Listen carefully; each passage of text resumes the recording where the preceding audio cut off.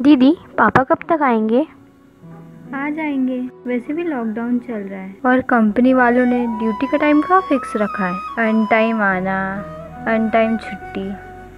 और वैसे भी लॉकडाउन चलेगा ना, तब तक यही सब हो।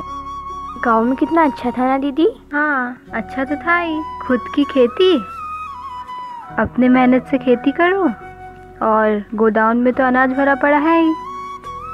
पर अब इस लॉकडाउन में वहाँ से अनाज यहाँ आएगा कैसे? लॉकडाउन खुला होता तो बात ही क्या थी। अनाज गोदामों में भरा भरा तो सड़ जाएगा, कौन खाता होगा? वहाँ तो सिर्फ छोटे चाचा और चाची ही है। हाँ, मम्मी ठीक कहती है। अगर गांव में रहते तो कितना अच्छा होता ना। पापा की जॉब अगर वहाँ पर होती तो हम लोग सब साथ में रहते। ट्रेन की आवाज़ सुनकर गांव की याद आ जाती है। दीदी दीदी, ईद आ रहा है, क्या हम इस ईद में नए कपड़े नहीं पहनेंगे? कहाँ से पहनेंगे? तुम ही बताओ, क्या तुम देख नहीं रही कि इस लॉकडाउन में पापा ड्यूटी पर नहीं जा रहे हैं? वो तो गनीमत है कि पिछले साल के ये सूट बचे हुए हैं, थोड़े नीचे से खराब हो गए हैं, पर मम्मी सभी ठीक करवा लेंगे। तुम्हारे पास तो सूट है भी, पर मेरे पास तुम्हारे ये सूट छोटे होते तो मुझे मिल जाते। अरे मेरी प्यारी बहना, अभी मुझे छोटे ही हो गए हैं। ये मैं अपने लिए थोड़ी ना निकाली थी, ये तो मैं तुम्हारे लिए निकाली थी। गाँव में कितना अच्छा है ना दीदी। अपने दादाजी के कपड़ों की दुकान जो है, ईद में तो कोई भी कपड़ा पहनते। पर क्या करे, इस लॉकडाउन में गाँव थोड़ी ना जा सकते हैं। पता है दीदी, जब आप आराम कर रहे थे ना, जब मकान मालिक आया था और बहुत चिल्ला भी रहा था और मम्मी को कह रहा था कि 2 महीने का किराया इस दिन बुधवार तक जमा कर देना। अरे काहे का मकान मालिक, झोपड़ी मालिक का, ना तो ढंग का घर है और ना ही पानी और बिजली की व्यवस्था। तो अपना गांव का घर था ना दीदी, कम से कम खुद का तो था। ठीक तो था ही, पढ़ाई के चक्कर पापा हमें यहाँ लेकर आ गए। यहाँ ईद की चिमनी जलाना पड़ रही है, झुकी झोपड़ी में रहना पड़ रहा है। मुझे तो दीदी कलेक्टर बनना है। तो बड़े बड़े ख्वाब देखने से होगा। पापा के पास इतने पैसे कहाँ है जो तुम्हें कलेक्टर की तैयारी करवा सके। हाँ, लेकिन एक काम जरूर हो सकता है। अगर तुम 98, 99 या 100% लेके आओ तो सरकार खुद तुम्हें स्कॉलरशिप देगी, जिससे तुम अपने आगे की पढ़ाई पूरी कर सकती हो। कोई सरकार जो जीता वीता तो है नहीं, आया तो था पर 97%, क्या मिला? इसलिए ख्वाब देखना बंद करो, अभी जो पढ़ाई है वो करो। क्या पढ़े, लॉकडाउन चल रहा है, सभी जगह ऑनलाइन क्लासेस चल रही हैं। अपने पास तो मोबाइल भी नहीं कि देख सकें। इससे बढ़िया तो गांव के सैलरी थे, कम से कम उनके पास सब आते तो थे पढ़ने।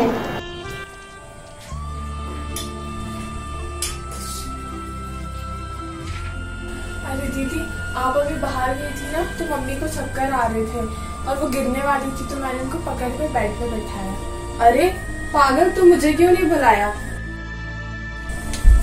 लगता है बीपी लो हो गया होगा। तो चले डॉक्टर के पास, क्या करेंगे अस्पताल जाके। पिछली बार गए ना थे सरकारी अस्पताल, कोरोना करके अस्पताल में भर्ती ही नहीं कर रहा है, दूर के भगा नहीं दिया था। देख ना रहे हो प्राइवेट अस्पताल में कितना हाईफाई रेट हो गया है। इससे अच्छे तो गाँव के वैद्य जी थे, है ना दीदी? हाँ, कम से कम पैसे में इलाज तो हो जाता था। आओ भैया, इस परिस्थिति के उपाय कोई है ना? बिल्कुल है। अरे भैया, ये मजदूरन का पैदल जात देख बड़ा दुख होता है। अरे क्या करेगा मजदूर लोग शहर में रहकर। ये लॉकडाउन में अच्छा है कि घर पर गांव में जाकर अपना खेती गृहस्थी करेगा। शहर में रहला सब का फायदा है? ये गवर्नमेंट सिस्टम में गवर्नमेंट के भरोसे बैठला से कोई फायदा नहीं है। गवर्नमेंट थोड़े कुछ करेगा। ये लोग सरकार इतना उपाय लगा रहे, लॉकडाउन में इतना लगा रहे, लेकिन कुछ नहीं हो पा रहा है। अरे भाई, सरकार के ये सब सारा प्रैक्टिकली थोड़े ना इम्प्लीमेंट होने पा रहा है। तो भैया कोई तो उपाय होगा, है ना सर? सभी समस्या का निदान है, प्रौथ है सर, ठीक ना? प्रौथ ही एक पूरा समस्या का निदान है धरती पर, ठीक ना? ये गवर्नमेंट सिस्टम से कुछ नहीं होने जा रहा है, फोक्सी है सब, ठीक है? डुगी ड्रामा है, नहीं कुछ होगा ये लोग से। प्रौथ आने दीजिए, सब होगा। ये प्रौथ क्या होता है? प्रौथ माने है सर प्रगतिशील उपयोगी तत्व। जितना भी धरती पर समस्या है, इसका सारा समाधान इसमें है।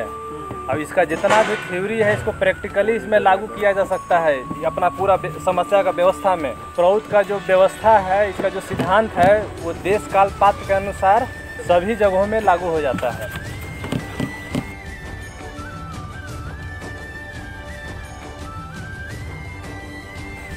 भैया इसमें भी तो गड़बड़ी हो सकता है, कहीं एक राज्य में ठीक होगा तो कहीं दूसरे राज्य में ठीक नहीं होगा।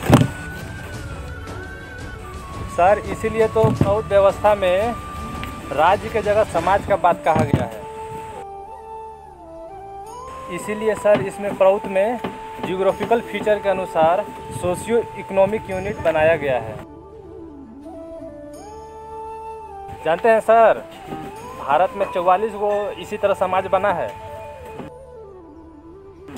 और जानते हैं सर, ये व्यवस्था में सबसे बढ़िया बात क्या है कि इसमें गांव के लोगों को गांव में ही सारा व्यवस्था, न्यूनतम व्यवस्था है सर, उसका सब पूर्ति हो जाएगा। ठीक ना? जो भी है अन्न, वस्त्र, शिक्षा, चिकित्सा सब मिलेगा उन लोगों को। रोजगार का भी इसमें सब पूरा प्रावधान है। इसमें किसी को अपने समाज से शहर में जाने का जरूरत नहीं पड़ेगा। यहाँ पर सभी को प्रौद्ध के अनुसार सब वहीं पे लोकल में व्यवस्था सारा मिलेगा। तब तो बढ़िया है भाई, और कुछ इसके बारे में बताइए। और डिटेल में जानकारी चाहिए तो आप आनंद मार्ग स्कूल में पहुँचिए, वहाँ पे दादाजी लोग सब डिटेल बताएंगे। कौन सर? इसमें सब आपको साधना, ध्यान, सब समाज में कैसे रहना है, उठना है, बैठना है, लोगों के बीच में रहना है, सब A to Z आपको सिखाया जाएगा इसमें। वैसे तो बात है, कुछ समझ में आ ही गया है। सारे समस्याओं का निदान। आज समग्र विश्व में आनंद मार्ग यूनिवर्सल रिलीफ टीम ऐसे ही जरूरतमंदों के जरूरतों को पूरा करने के लिए रिलीफ कार्य कर रहा है। सबकी भोजन व्यवस्था कर रहा है, निःशुल्क वस्त्र की भी व्यवस्था की जा रही है। शिक्षा और चिकित्सा भी धीरे धीरे निःशुल्क होते जा रहा है। विश्व की सरकारें भी कार्य कर रही हैं, परंतु आदर्शगत कार्य नहीं करने पर सफलता नहीं मिल पाती और ऐसे ही कभी मजदूर लाचार और बेबस रह जाएंगे और आप कुछ नहीं कर पाएंगे। आज जरूरत है प्रौद्ध दर्शन को अपनाने की, जो कि इस युग के महान दार्शनिक, युग प्रणेता श्री प्रभात रंजन सरकार के द्वारा दी गई है। इसका पहला सिद्धांत लगभग पूरे विश्व में लागू होने को ही, जिससे कि आज हर वर्ग की न्यूनतम आवश्यकताएं निःशुल्क उपलब्ध होंगी। इसके लिए इस युग संधि काल में अच्छे लोगों को एकजुट होकर काम करना ही होगा, तब समाज की अग्रगति हो सकती है।